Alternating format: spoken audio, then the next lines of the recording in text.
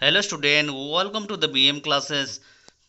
I am Vishnu Mahananda, lecturer in English, Piravati MS Junior College, Teresinga, District Kalahandi.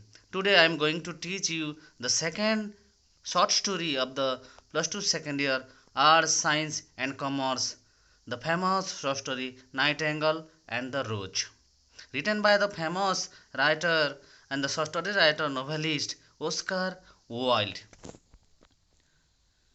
Before we go to the test, I want to say something about introduction to the author.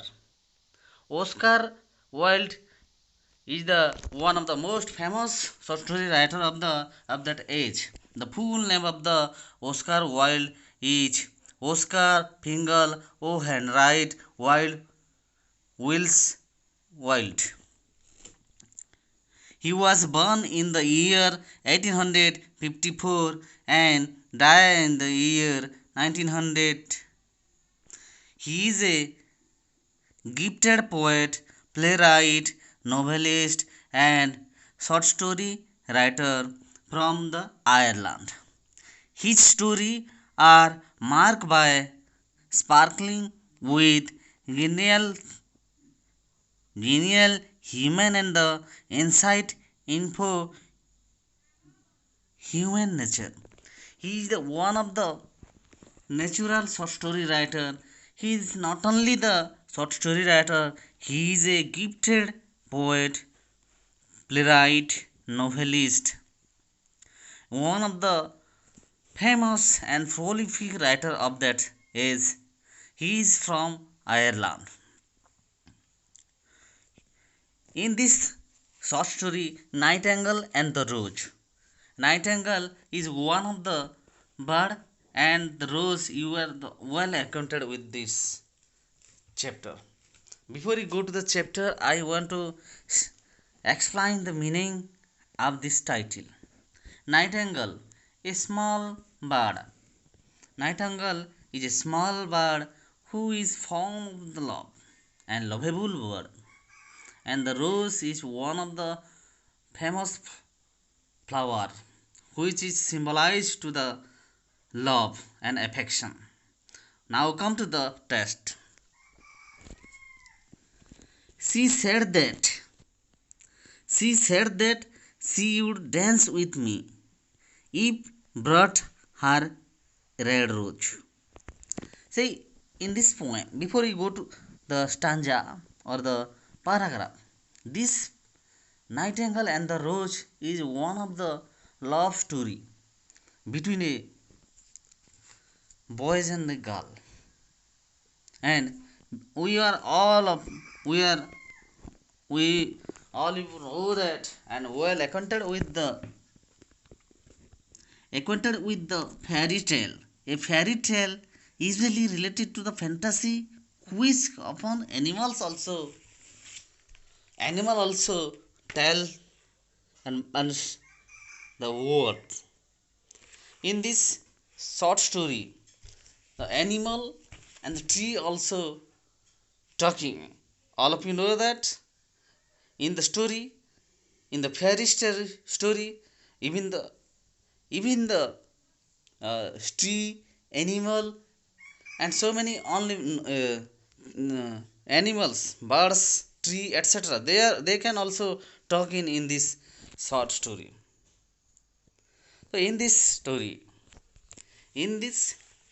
short story, the short story writer Wilde, Oscar Wilde, is describing a love story.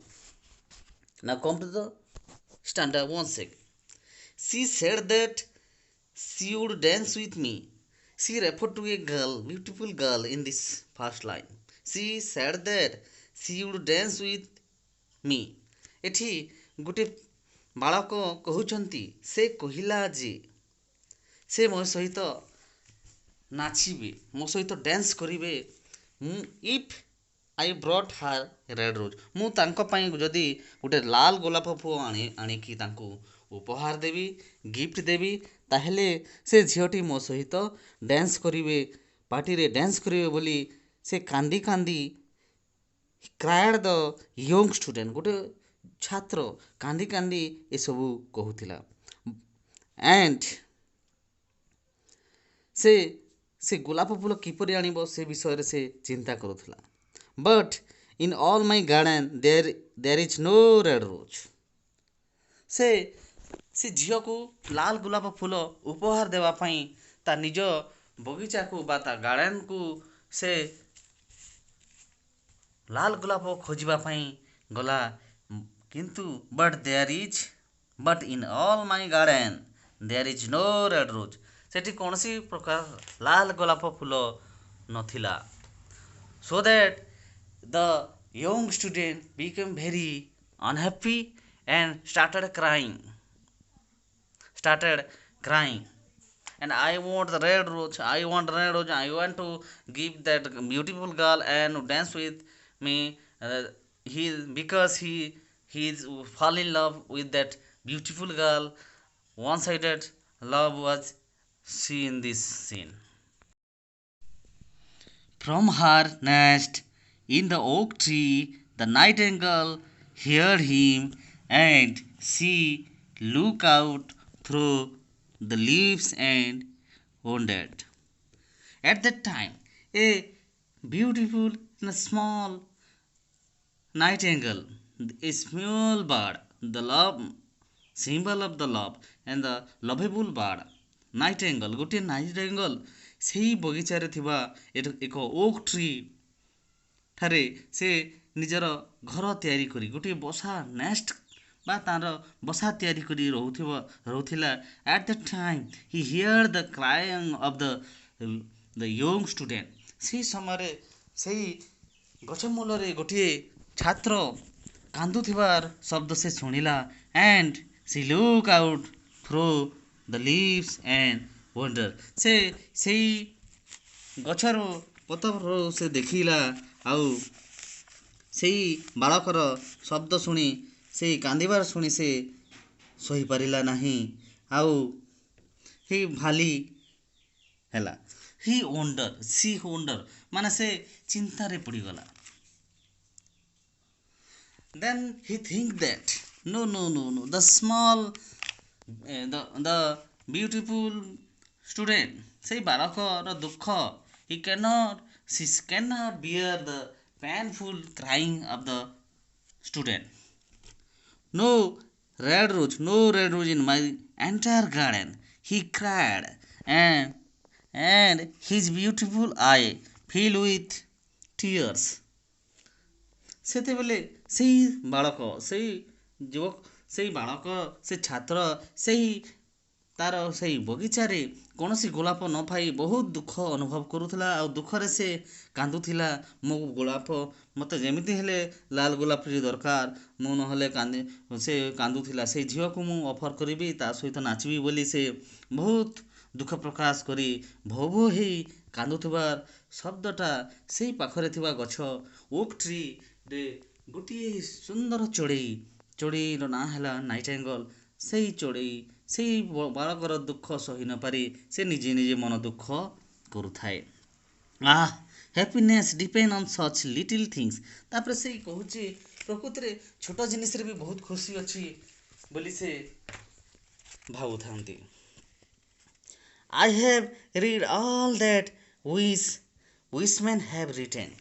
ସେଇ ଚଢ଼େଇ କହୁଛି ମୁଁ ଲୋକମାନଙ୍କର ଯେଉଁ ଇଚ୍ଛା ଆକାଂକ୍ଷାକୁ ମୁଁ ଜାଣିଛି ଆଉ ଜିଣିଛି ବୋଲି। and all the secrets of the philosophy are mine, yet the want of a red rose in my life made wretched. ସେ ସମୟରେ ମୋତେ ସେଇ ଛୁଆର କାନ୍ଦ ସେ ଗୋଲାପ ଫୁଲ ପାଇଁ ଯେଉଁ କାନ୍ଦୁଛି ମୁଁ ତାହା ନ ସହିପାରୁନି ଏବଂ ମଣିଷକୁ ଯାହା ଦରକାର ତାହା ନ ମିଳିଲେ କେତେ ଯେ ଦୁଃଖ ପ୍ରକାଶ ଲାଗେ, କେତେ ଯେ ଦୁଃଖ କରିବାକୁ ଲାଗେ, ସେଇଟା ପ୍ରକୃତରେ ଯିଏ ଭଲ ପାଇଥିବ ସିଏ ହିଁ ବୁଝିପାରିବ ବୋଲି ସେ ନାଇଟିଙ୍ଗେଲ୍ କହୁଛନ୍ତି। Here is a true lover said the Nightingale.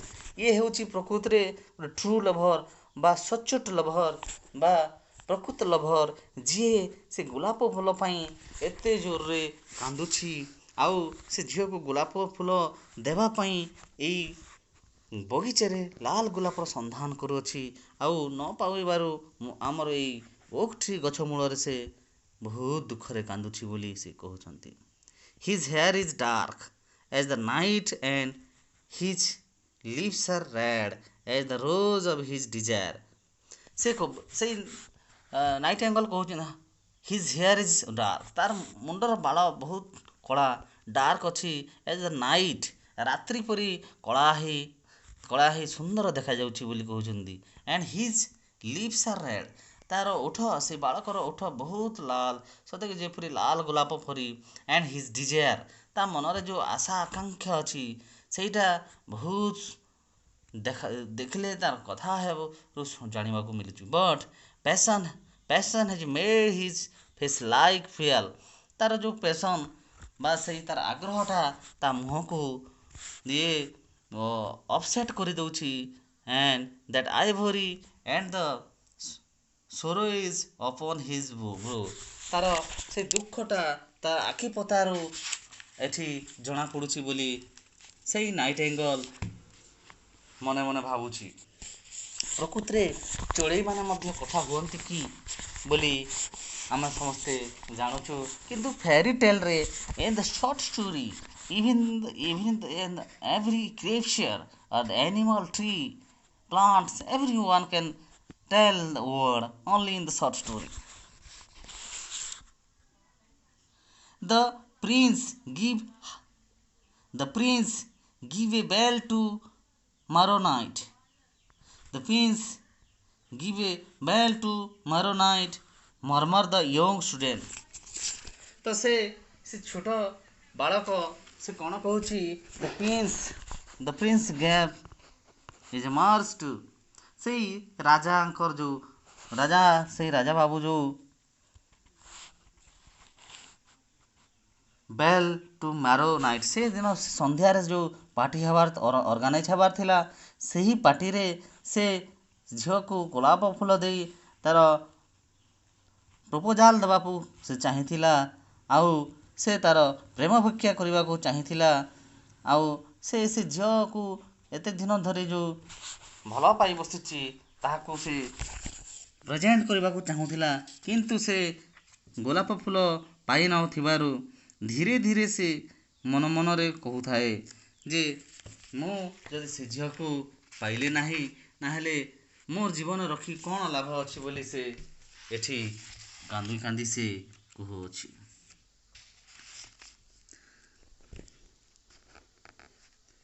murmur the young student and my love will be there। ଯଦି ମୁଁ ସେଇ ଜାଗାକୁ ଯାଇପାରିଲି ନାହିଁ, ସେ ପାର୍ଟିକୁ ଯାଇପାରିଲି ନାହିଁ, ହୁଏତ ସେଇ ଝିଅଟି ଅନ୍ୟ କାହାର ହେଇଯିବ, ମୋ ସହିତ ଡ୍ୟାନ୍ସ କରିପାରିବ ନାହିଁ। I need that girl, I love her that ବୋଲି ସେ କହୁଛି। ମୋତେ ସେ ଝିଅକୁ ନିହାତି ଗୋଟିଏ ଲାଲ ଗୋଲାପ ଦେବାକୁ ପଡ଼ିବ, ନହେଲେ ସେ ହୁଏତ ଅନ୍ୟ କାହାର ହେଇଯିବ ବୋଲି ମନ ମନେ ବହୁତ ଦୁଃଖ ଅନୁଭବ କରୁଥିଲା, ଆଉ ସେ କାନ୍ଦିବାରେ ବୋହି କାନ୍ଦିବାରେ ଲାଗିଥାଏ। I shall hold her in my arm, I shall hold in her। ସେ କହୁଛି, ସେ ବାଳକ କହୁଛି, ମୁଁ ସେ ଝିଅକୁ ମୋ ଛାତିରେ ଜୋରରେ ଚାପି ଧରି ଧୀରେ ଧୀରେ ତା ସହିତ ସୁନ୍ଦର ଭାବରେ ନୃତ୍ୟ କରିଥାନ୍ତି, କିନ୍ତୁ ଗୋଲାପ ଫୁଲ ନ ପାଇବାରୁ ମୋର ମନ ଭାଙ୍ଗି ଯାଇଛି, ବହୁତ ଦୁଃଖରେ ଅଛି ବୋଲି ସେ ଏଠି କହୁଛନ୍ତି। and she will lean her head upon my shoulder, ସେଇ ଝିଅଟି ମୋ ସୋଲ୍ଡର ଉପରେ ତାଙ୍କ ହାତ ରଖି, ମୁଣ୍ଡ ରଖି ମୋ ସହିତ ସୁନ୍ଦର ଭାବରେ ନାଚିଥାନ୍ତା ବୋଲି ସେ କହୁଛି। and her hand will be clasped in mine, ତା ହାତ ମୋ ହାତ ସହିତ ହୋଇଥାନ୍ତା, ଆଉ ଆମେ ପାଖାପାଖି, ସେ ମୋ ମୁଣ୍ଡରେ ମୋ ଗଳାରେ ତା ମୁଣ୍ଡ ଦେଇଥାନ୍ତା, ମୁଁ ତାକୁ ଗଳେ ଲଗେଇଥାନ୍ତି, ସୁନ୍ଦର ଭାବରେ ଆମେ ଦୁଇ ଜଣ ନୃତ୍ୟ କରିଥାନ୍ତୁ ବୋଲି ସେ ମନେ ମନେ ଭାବୁଛି। but there is no red rose in my garden, so I shall sit lonely and she will pass me by। ମୁଁ ଲାଲ ଗୋଲାପ ନ ପାଇ ଏଠି ଦୁଃଖରେ ବସିଛି, କିନ୍ତୁ ସେ ଖୁସିରେ ସେଠି ହୁଏତ ଅନ୍ୟ କାହା ସହିତ ସୁନ୍ଦର ଭାବରେ ଡ୍ୟାନ୍ସ କରିଥିବ, ସେ ମୋର ନ ହେଇ ଅନ୍ୟର କାହାର ହେଇଯିବ ବୋଲି ସେ ଭାବୁଅଛି। she will dance with others, she will dance only with others and my heart will break। ସେ ସୁନ୍ଦରୀ ଝିଅଟି ମୋତେ ଯେହେତୁ କଥା ଦେଇଛି ତମେ ଲାଲ ଗୋଲାପ ଆଣିଲେ ତମ ସହିତ ମୁଁ ପାର୍ଟିରେ ଡ୍ୟାନ୍ସ କରିବି, ତମ ସହିତ ମୁଁ ନାଚିବି ବୋଲି ସେ ମୋତେ କହିଛି। ତେଣୁ ମୁଁ ତାଙ୍କୁ ଲାଲ ଗୋଲାପ ଫୁଲଟିଏ ଦେଇପାରିନଥିବାରୁ ମୁଁ ବହୁତ ଦୁଃଖ ପ୍ରକାଶ କରୁଛି। ମୁଁ ଭାବୁଛି ସେ ହୁଏତ ଅନ୍ୟ କାହାର ଲାଲ ଗୋଲାପ ନେଇ ଅନ୍ୟ କାହାର ହେଇଯିବ, ଅନ୍ୟ ସହିତ ନାଚିବ। She will dance only with others. ସେ ଅନ୍ୟ ସହିତ ନାଚିବ and my heart will break. କିନ୍ତୁ ମୋର ହୃଦୟଟା ଭାଙ୍ଗିଯିବ, ମୁଁ ସେଇ ନୃତ୍ୟ ଦେଖିପାରିବି ନାହିଁ। ମୁଁ ତାହାକୁ ବହୁତ ଭଲ ପାଏ। I love that beautiful girl, the daughter of A professor. I fall in love with one sided that beautiful girl. ମୁଁ ଝିଅ ବିନା ବଞ୍ଚିପାରିବି ନାହିଁ। ସେ ଝିଅକୁ ବହୁତ ଭଲ ପାଏ, ବହୁତ ଭଲ ପାଏ ବୋଲି ସେ ସେଇ ଗଛ ମୂଳରେ କାନ୍ଦି କାନ୍ଦି କାନ୍ଦି କାନ୍ଦି ବସି ରହିଥାଏ। ସେହି କାନ୍ଦ ଶୁଣି ସେ ନାଇଟିଙ୍ଗେଲ୍ ସହିପାରୁନଥିଲା। ତେଣୁ ତାଙ୍କୁ ସେ ସାହାଯ୍ୟ କରିବା ପାଇଁ ହାତ ବଢ଼େଇଛି। Now come to the next paragraph. Night after night have I sung of love, thought of nightingale. ବର୍ତ୍ତମାନ ନାଇଟିଙ୍ଗେଲ୍ ଭାବୁଛି ମୁଁ ରାତି ରାତି ବିଭିନ୍ନ ଲଭର୍ସମାନଙ୍କ ପାଇଁ ଗୀତ ଗାଏ, ଲଭ୍କୁ ସକ୍ସେସଫୁଲ୍ କରିବା ପାଇଁ ଗୀତ ଗାଏ। ମୁଁ ଏହି ବାଳକର ଦୁଃଖ କେବେ ହେଲେ ସହିପାରିବି ନାହିଁ। ମୁଁ ନିହାତି ତାକୁ ସାହାଯ୍ୟ କରିବି ବୋଲି ସେ ମନେ ମନେ ଭାବୁଥାଏ। And what I sing of his suffer, what is joy to me and to him to pain. ମୁଁ ଥାଇ ଲାଭ କ'ଣ? ସେଇ ପୁଅକୁ ଯଦି ମୁଁ ସାହାଯ୍ୟ କରିପାରୁନି, ସେଇ ଛାତ୍ରକୁ ଯଦି ମୁଁ ଲଭ୍ ବାର୍ଡ଼ ହେଇ ତା'ର ପ୍ରେମର କାହାଣୀକୁ ତା ଦୁଃଖକୁ ମୁଁ କେବେ ହେଲେ ସହିପାରିବି ନାହିଁ, ତା'ର ଦୁଃଖକୁ ମୁଁ ଦୂର କରିପାରିବି ନାହିଁ, ତାହେଲେ ମୁଁ ଥାଇ କ'ଣ ଲାଭ ଅଛି ବୋଲି ସେ ଭାବୁଅଛି। Surely love is a ୱଣ୍ଡରଫୁଲ୍ thing. Surely ପ୍ରକୃତରେ ଲଭ୍ ପ୍ରେମ ଗୋଟେ ଏପରି ୱଣ୍ଡରଫୁଲ୍ ଆଶ୍ଚର୍ଯ୍ୟଜନକ ଜିନିଷ, ଯେଉଁଟାକି ଜଣକ ବ୍ୟକ୍ତି ଭିତରେ ହେଲେ ଅଲଗା ଫିଲ୍ ହୁଏ ବୋଲି ସେ ଲଭର୍ ବାର୍ଡ଼ ନାଇଟିଙ୍ଗେଲ୍ କହୁଛି। It is more precious than emeralds and dearer than fine opals. Love ଗୋଟେ ଏପରି ଜିନିଷ ଯାହାକୁ ହେଇଯାଏ ସେ ଦୁନିଆର ସବୁ ମୂଲ୍ୟବାନ ଜିନିଷରୁ ତାକୁ ପ୍ରେମ ହିଁ ତାକୁ ବଡ଼ ଭଳି ଲାଗେ। ଆଉ ଅନ୍ୟ କୌଣସି ଜିନିଷ ତାକୁ ଭଲ ଲାଗେ ନାହିଁ। ଦୁନିଆରେ ଯେତେ ସୁନା ଗହଣା ଅଛି, ରୂପା ଅଳଙ୍କାର ଅଛି, ସୁନା ଅଳଙ୍କାର ଯେକୌଣସି ଜିନିଷ ତା ସାମ୍ନାରେ ଫିକା ପଡ଼ିଯାଏ ବୋଲି ସେ ଲଭର୍ ବାର୍ଡ଼ ନାଇଟିଙ୍ଗେଲ୍ କହୁଅଛି। Pearls and pomegranates, pearls and pomegranates cannot buy it, nor in the sell in the marketplace. It may not be purchased from the merchants, nor can be weighed in the exchange of the for gold. ଏହି ପ୍ରେମକୁ ଏପରି ଏକ ଜିନିଷ କୌଣସି ମାର୍କେଟରେ ଆମେ କିଣିପାରିବା ନାହିଁ କି ବିକ୍ରି କରିବା ପାଇଁ ନାହିଁ। କୌଣସି ସାମାନ ଦେଇ ଆମେ ଏହାକୁ ଏକ୍ସଚେଞ୍ଜ କରିବା ନାହିଁ। କେବେ ହେଲେ ଆମେ ଲଭ୍କୁ କୌଣସି ସୁନା ଗହଣା ସହିତ ମଧ୍ୟ ତୁଳନା କରିପାରିବା ନାହିଁ। ଲଭ୍ଟି ଏପରି ଏକ ସୁନ୍ଦର ଜିନିଷ, ଛାତ୍ର ପାଇଁ ଗୋଟେ ବହୁତ ଗୁରୁତ୍ୱପୂର୍ଣ୍ଣ ଅଟେ ବୋଲି ସେ ଚଢ଼େଇଟି ଭାବୁଅଛି। ମନେ ମନେ ବହୁତ ଦୁଃଖ ପ୍ରକାଶ କରୁଅଛି। The musician will play upon their string instrument, said the young student. ସେଇ ଛାତ୍ରଟି ବର୍ତ୍ତମାନ କହୁଛି the musician will play upon their string instrument. ସେଇ ପାର୍ଟିରେ ଏବେ ବର୍ତ୍ତମାନ ସେଇ ମ୍ୟୁଜିସିଆନ୍ ତା'ର ମ୍ୟୁଜିକ୍ ବଜାଇବାର ଷ୍ଟାର୍ଟ କରୁଥିବ। Sad the young man. ସେଇ ଛାତ୍ରଟି କହୁଅଛି ଯେ ସେଇ ପାର୍ଟିରେ ଏଠି ଏବେ ବର୍ତ୍ତମାନ ସମୟ ହେଇଗଲାଣି, ସେଇ ପାର୍ଟିର ଯେଉଁ ମ୍ୟୁଜିସିଆନ୍ ଗୀତ ବଜାଉଥିବ, କିନ୍ତୁ ମୁଁ ଫୁଲଟିଏ ପାଇନଥିବାରୁ ମୁଁ ଯାଇପାରୁନି। ମୁଁ ବହୁତ ଦୁଃଖ ପ୍ରକାଶ କରୁଛି। ମୁଁ ଯେଉଁ ଝିଅକୁ ଭଲ ପାଉଅଛି ସେ ଝିଅ ଅନ୍ୟ କାହାର ହେଇଯିବ, ଅନ୍ୟ କାହାର ବାହୁରେ ସେ ଡ୍ୟାନ୍ସ କରିବ, ମୁଁ ତାହା ଦେଖି ସହିପାରିବି ନାହିଁ। ମୋ ଜୀବନକୁ ବାଧିଯିବ, ମୋ ହୃଦୟ ପିସ୍ ପିସ୍ ହେଇଯିବ ବୋଲି ସେଇ ଛାତ୍ରଟି କହୁଅଛି। My love will dance to the sound of the harp and the violin.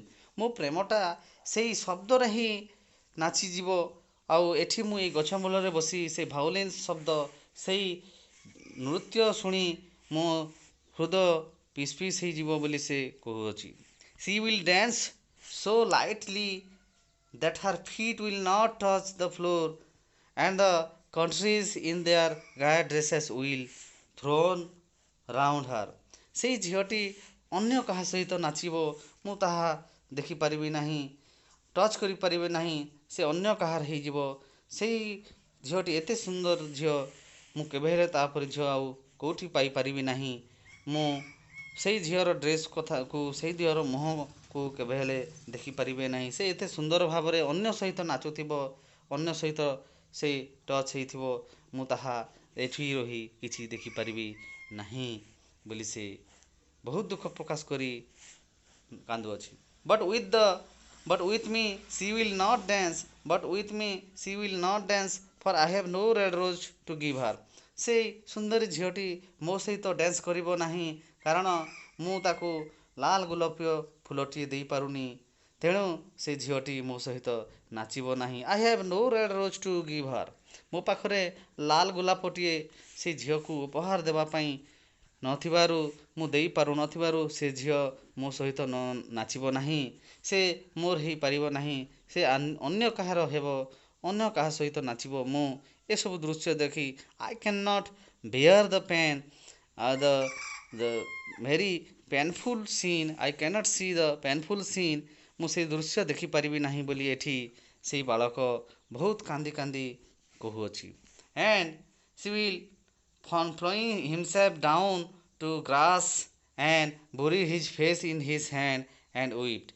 ସେ ସେ ସେଇ ଗଛ ମୂଳରେ ବସି ମୁହଁକୁ ତଳ ଘୋଷାଡ଼ି ସେଇ ଗଛ ମୂଳରେ ବହୁତ ଦୁଃଖ ପ୍ରକାଶ କରି କାନ୍ଦୁଥିଲା। Why is weeping? Why is he weeping? asked a little green lizard। ଗୋଟିଏ ସେଠି ଗୋଟିଏ ଗ୍ରୀନ୍ ଲିଜାର୍ଡ଼ ବା ଗୋଟିଏ ଏଣ୍ଡୁଅ ଦେଖିବାକୁ ପାଇଲା ଯେ ସେ ବାଳକଟି ବହୁତ କାନ୍ଦୁଛି, ସେଠି ମୁହଁ ଘଷୁଛି। ତ ସେ ଦୃଶ୍ୟ ଦେଖି ସେ ମଧ୍ୟ ତାଙ୍କୁ ପଚାରିଛି। As he run fast him with his fell in the air। ସେ ଦୌଡ଼ିକି ଆସିକି ସେଇ ଲୋକକୁ ସେ ତାକୁ ପଚାରିବାକୁ ଚାହିଁଛି। Why indeed said a butterfly। ତାପରେ ଗୋଟିଏ ବଟରଫ୍ଲାଏ ବା ପ୍ରଜାପତି ମଧ୍ୟ କ'ଣ ପାଇଁ ସେ ଏମିତି ଏଠି ଭୋ ଭୋ ହୋଇ କାନ୍ଦୁଛି ବୋଲି ପ୍ରଶ୍ନ କରୁଛି। Who was fluttering after a sunbeam। କିଏ ଏପରି ତାକୁ ଦୁଃଖ ଦେଇଛି ଯେ ସେ ଏଠି କାନ୍ଦୁଛି। He is weeping for a red rose said the nightingale। ସେ କ'ଣ ପାଇଁ ଏଠି କାନ୍ଦୁଛି ବୋଲି କହୁଥିବାରୁ ସେ ଗ୍ରୀନ୍ ଲିଜାର୍ଡ଼ ଏବଂ ଦ ବଟରଫ୍ଲାଏକୁ ଉତ୍ତର ଦେବା ପାଇଁ ସେଠି ସେଇ ଗଛ ଉପରେ ବସିଥିବା ନାଇଟିଙ୍ଗେଲ୍ କହୁଛି He is weeping for a red rose। ସେ ଗୋଟେ ଲାଲ ଗୋଲାପ ପାଇଁ, ଲାଲ ଗୋଲାପ ଫୁଲ ପାଇଁ ବହୁତ କାନ୍ଦୁଛି। ତୁମେମାନେ ତାକୁ ସାହାଯ୍ୟ କରିପାରିବ କି? ତୁମେମାନେ ତାକୁ ସାହାଯ୍ୟ କଲେ ବହୁତ ଭଲ ହେବ। ମୁଁ ଗୋଟେ ଲଭର୍ ବାର୍ଡ଼, ମୁଁ କୌଣସି ଛାତ୍ରଛାତ୍ରୀ କିମ୍ବା କୌଣସି ବ୍ୟକ୍ତିର ଦୁଃଖ ସହିପାରେନି, ତେଣୁ ମୁଁ ତାକୁ ସାହାଯ୍ୟ କରିବାକୁ ଚାହୁଁଛି ବୋଲି ସେଇ ବାଳକର ଦୁଃଖ ମୁଁ ସହିପାରୁନି ବୋଲି ସେଇ ସୁନ୍ଦର ଲଭର୍ ବାର୍ଡ଼ ନାଇଟିଙ୍ଗେଲ୍ ସେମାନଙ୍କୁ କହୁଅଛି। He is weeping for a red rose said the nightingale, for a red rose they cry, how very ridiculous। ସେ ସମସ୍ତେ ଏ କଥା ଶୁଣି ଆଶ୍ଚର୍ଯ୍ୟ ହେଲେ। ଆଶ୍ଚର୍ଯ୍ୟ ହେଇ ଭାବୁଛନ୍ତି ପ୍ରକୃତିରେ ଫୁଲଟିଏ ପାଇବା ପାଇଁ ଏଇ ବାଳକଟି ଏତେ କାନ୍ଦୁଅଛି କି ବୋଲି ନାଇଟିଙ୍ଗେଲ୍କୁ ସେମାନେ ସମସ୍ତେ କହୁଛନ୍ତି। ନାଇଟିଙ୍ଗେଲ୍ ଯେତେବେଳେ ସେ କହିଛନ୍ତି ଯେ ଫୁଲଟିଏ ପାଇଁ ଏଇ ବାଳକଟି ଏତେ ଭୋ ଭୋ ହେଇ ଏଠି କାନ୍ଦୁଛି, only for a red rose, ଲାଲ ଗୋଲାପ ଫୁଲଟିଏ ପାଇବା ପାଇଁ ସେ ଝିଅକୁ ସେ ଭଲ ପାଉଛି। ତେଣୁ ସେ ଝିଅକୁ ଲାଲ ଗୋଲାପ ଫୁଲଟିଏ ଦେଇ ତାକୁ ପ୍ରେମ ଭିକ୍ଷା କରିବା ପାଇଁ ଏହି ବାଳକଟି ଏହି ଗଛ ମୂଳେ ଫୁଲର ସନ୍ଧାନରେ ଆସି ବହୁତ ଦୁଃଖ ଅନୁଭବ କରୁଛି ଏବଂ କାନ୍ଦୁଛି ବୋଲି ନାଇଟିଙ୍ଗେଲ୍ ସେମାନଙ୍କୁ ବୁଝେଇ ଦେଉଛି। But the nightingale understood the secret of the student's sorrow, and she sat silently in the oak tree and brought about the mastery of love। ସେଇ ନାଇଟିଙ୍ଗେଲ୍ ବା ଲଭର୍ ବାର୍ଡ଼ ସେଇ ପିଲାର ଦୁଃଖକୁ ବୁଝିପାରିଥିଲା। ସେ ସିକ୍ରେଟ୍ ଅଫ୍ ଲଭ୍, ସେଇ ବାଳକର ଯେଉଁ secret of love, ସେ ପ୍ରେମ ଏପରି କରାଯାଏ, ପ୍ରକୃତିରେ ଏପରି ଦୁଃଖ ଅନୁଭବ ହୁଏ କି ବୋଲି ସେ ଭାବି ଭାବି ସେଇ ଗଛରେ ସେ ଅନେକ ଦୁଃଖପୂର୍ଣ୍ଣ କଥା ଚିନ୍ତା କରି ସେଇ ନାଇଟିଙ୍ଗେଲ୍ଠୁ ସେଇ ପ୍ରେମର ଗୁପ୍ତ କଥା, ସେଇ ପୁଅର ଗୁପ୍ତ କଥା, ଗୁପ୍ତ ପ୍ରେମର କିପରି ଯେ ଅନୁଭୂତି ହୁଏ ସେ କଥା ଭାବି ଭାବି ସେଇ ଗଛ ଉପରେ ସେ ବସିଥାଇ ସେ ପୁଅକୁ କିପରି ସାହାଯ୍ୟ କରିବ ସେ କଥା ସେ ଭାବୁଥାଏ। And the oak tree is such kind-hearted bird who cannot bear the painful activities of the boy, so that she want to help to the poor boy। ସେଇ ଛାତ୍ରକୁ ସେ ସାହାଯ୍ୟ କରିବାକୁ ଚାହୁଁଥିଲା ଆଉ ତାର ଦୁଃଖ ସହି ନ ପାରି ତାର ପ୍ରେମର ବାର୍ତ୍ତା କିପରି ସେ ଝିଅ ସହିତ ହେଇପାରିବ, କିପରି ସେଇ ସନ୍ଧାନଟା ସେ ଝିଅ ସହିତ କରିପାରିବ ବୋଲି ସେ ପୁଅ ଓ ଝିଅର ଗୁପ୍ତ କଥା, ତା ପ୍ରେମର ଗୁପ୍ତ କଥା ସେ କିପରି ଦୁଇ ଜଣମାନଙ୍କ ମଧ୍ୟରେ ସୁସମ୍ପର୍କ ହେବ ସେ ପୁଅର ଲଭ୍କୁ ସକ୍ସେସଫୁଲ୍ କରିବା ପାଇଁ ସେଇ ନାଇଟିଙ୍ଗେଲ୍ ଲଭର୍ ବାର୍ଡ଼ ମନେ ମନେ ଭାବୁଥାଏ କିପରି ସାହାଯ୍ୟ କରିବ ବୋଲି ଭାବୁଥିଲା। ମାଇ ଡିୟର୍ ଷ୍ଟୁଡେଣ୍ଟ, ଆଜି ପାଇଁ ଏତିକି ଫାର୍ଷ୍ଟ ୟୁନିଟ୍ ଡିସ୍କସନ୍ ସରିଛି। ଏହି କ୍ଲାସ୍ ଯଦି ଆପଣମାନଙ୍କୁ ଭଲ ଲାଗିଛି ଲାଇକ୍ କରନ୍ତୁ, ସେୟାର କରନ୍ତୁ, କମେଣ୍ଟ କରି ମୋତେ ଉତ୍ସାହିତ କରନ୍ତୁ। ଏହି ଭିଡ଼ିଓର ପାର୍ଟ 2 ଭିଡ଼ିଓ ଦେଖିବା ପାଇଁ ମୋ ଚ୍ୟାନେଲ୍ BM କ୍ଲାସ୍କୁ ସବସ୍କ୍ରାଇବ୍ କରି ପାଖରେ ଥିବା ବେଲ୍ ଆଇକନ୍କୁ ଦବାଇ ଦିଅନ୍ତୁ, ଯାହାଫଳରେ ମୁଁ ନେକ୍ସଟ କ୍ଲାସ୍ କରିବି ଆପଣମାନଙ୍କୁ ନୋଟିଫିକେସନ୍ ଚାଲିଯିବ, ଆପଣମାନେ ଘରେ ଥାଇ ଆରାମରେ ଦେଖିପାରିବେ। ଧନ୍ୟବାଦ।